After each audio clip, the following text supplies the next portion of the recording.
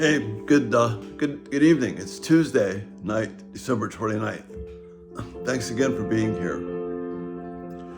We're going to continue looking at this idea of normal and specifically tonight apply it to behavior.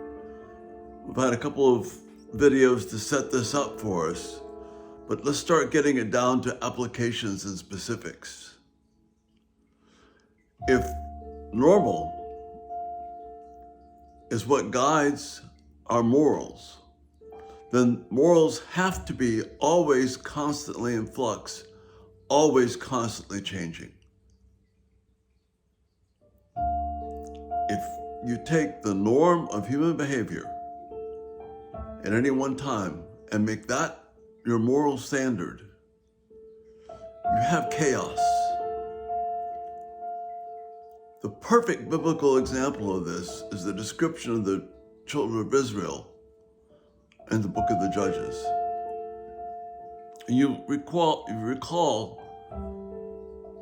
how the book of Judges capsulizes what's going on in Israel. They had no king. Everyone did what was right in his own eyes. You see, doing what was right in your own eyes is what is the key to understanding normal behavior.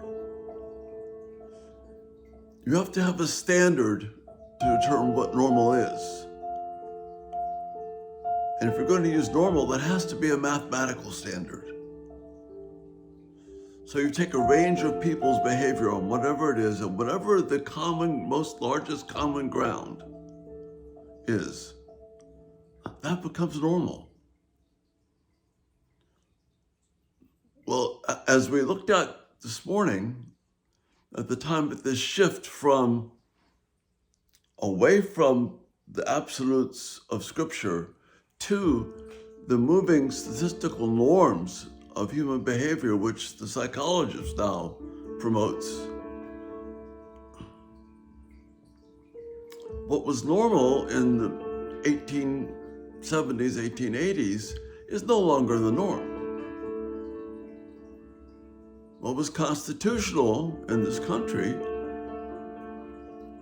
is now no longer constitutional because we have shifted, because people have shifted, not because God's standard has shifted, because people have shifted.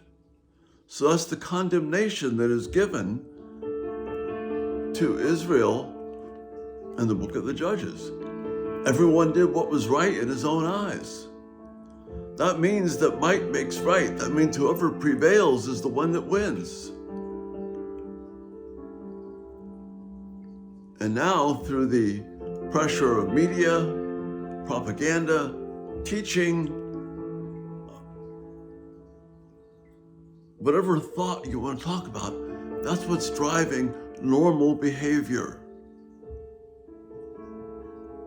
Tomorrow we're going to talk about normal in the context of our culture and people wanting to get back to normal. I don't want us to get back to normal.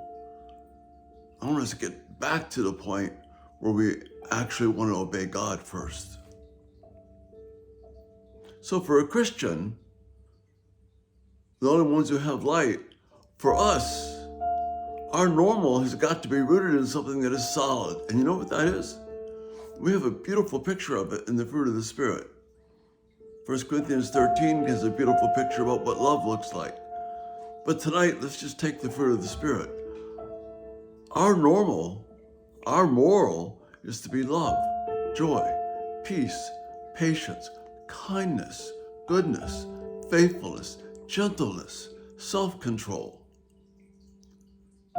See, those things, informed by Scripture, become a moral norm that is consistent, whether it was 3,000 years ago, 2,000 years ago, 1,000 years ago, 50 years ago, or today. 15 years ago, if you had said legal, acceptable moral behavior is killing children at the time that they're born, that allowing children to decide what their gender is based upon what they feel, that people can have sex in any way that they want, because if that's what they want to do, that's their right. Even 15 years ago, that would have been shocking. But when you have a moral standard that is tied to normals, this is what you have, and it's only going to circulate into more and more seismic shifts from one pole to the other. But if we are rooted in the faithfulness of God and His Word, and I am rooted in love, joy, peace, patience, kindness, goodness, faithfulness, gentleness, self-control, I have moral stability. If I don't, I have moral chaos. And that's the thought for tonight. We'll continue with this idea, but normal is not our friend. Normal tears at the very fabric of what it means to be moral.